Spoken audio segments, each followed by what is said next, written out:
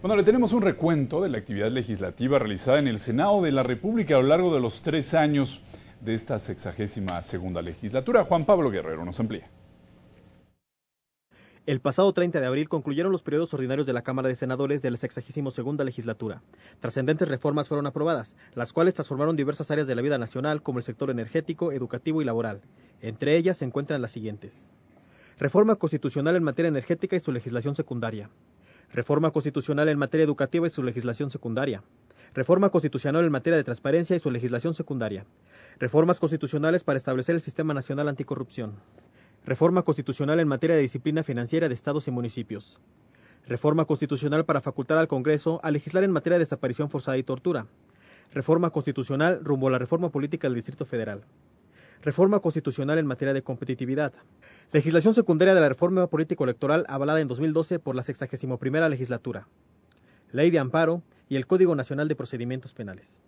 La Cámara de Senadores avaló reformas a los artículos 25, 27 y 28 de la Constitución Política para permitir la inversión privada en los sectores petrolero y eléctrico, así como para transformar a Pemex y CFE en empresas productivas del Estado.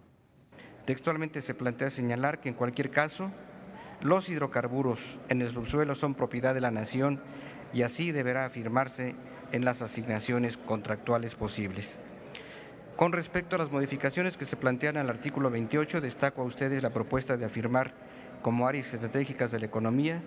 La Cámara Alta aprobó también una reforma constitucional en materia educativa y avaló su legislación secundaria, que son leyes que regulan el servicio profesional docente y el Instituto Nacional para la Evaluación Educativa.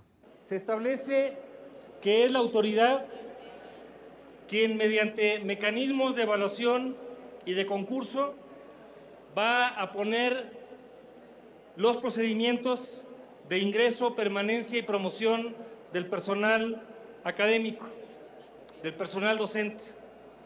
Esta evaluación se fue enriqueciendo en el proceso parlamentario. Senadoras y senadores además modificaron el texto constitucional para crear un órgano autónomo garante de la transparencia con objeto de garantizar de manera plena el derecho al acceso a la información pública.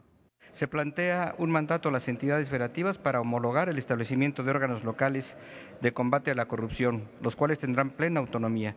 También serán órganos a cargo de un titular cuyo nombramiento corresponderá a las legislaturas de las entidades federativas. Diversos artículos del texto constitucional fueron modificados por el Senado para crear un sistema nacional anticorrupción. Entre otros aspectos, contempla la extensión de dominio como sanción para actos corruptos. Sería incompleto si no logramos quitar el fuero para senadores y senadoras, el fuero para legisladores, el fuero para presidentes municipales como José Luis Abarca o el fuero incluso para el presidente de la República. La Cámara de Senadores también modificó disposiciones constitucionales en materia de disciplina financiera en estados y municipios, con objeto de regular la deuda adquirida por estos órdenes de gobierno. Candados importantes que desde esta perspectiva constitucional tendrán los congresos de los estados que observar cuando legislativamente se presente en su agenda los temas relacionados con la posibilidad de contratar nueva deuda. Los senadores avalaron reformas a la Ley General de Contabilidad Gubernamental, iniciativa marcada como preferente que transparenta la información sobre recursos públicos en los órdenes de gobierno. Los cambios a esta ley van a fortalecer las tareas de planeación, ejecución, control, evaluación y fiscalización. También favorece la generación de información consolidada en apoyo a la planeación nacional y regional y dispone de esquemas que apoyan la gestión gubernamental. Se validó también la reforma laboral, que contiene modificaciones a la Ley Federal del Trabajo y, entre otros aspectos, establece el pago por horas, periodos de prueba y regulación de la subcontratación o outsourcing. La parte medular de la reforma, que ha recibido el consentimiento bicameral, constituye y fortalece el marco jurídico laboral para fomentar la productividad, incrementar la competitividad, incentivar la generación de empleos y potenciar el crecimiento económico. Senadores aprobaron reforma constitucional para que el Distrito Federal sea denominado como Ciudad de México y considerarlo como otra entidad federativa, con autonomía de gobierno, y además se ordena la elaboración de una Carta Magna para la capital del país.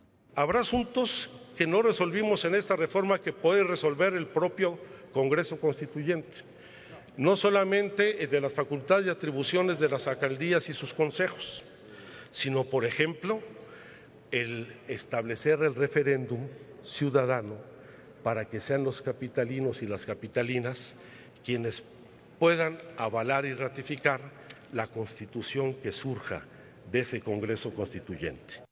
Se avaló reforma al artículo 73 constitucional para facultar al Congreso de la Unión a legislar en materia de desaparición forzada y tortura. Esta es una reforma de enorme envergadura que le dará al Estado mexicano mayores instrumentos para poder prevenir, investigar y combatir estos delitos, que a partir de lo que ha sido el esfuerzo del Estado mexicano por combatir el crimen organizado ha quedado como evidencia, como resultado de esa precisa actuación del Estado.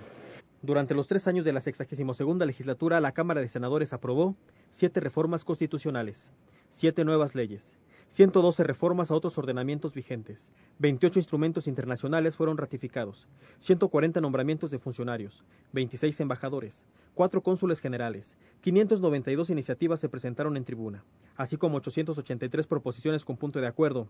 Se realizaron 62 sesiones ordinarias y 4 sesiones solemnes. Para Noticias del Congreso, Juan Pablo Guerrero.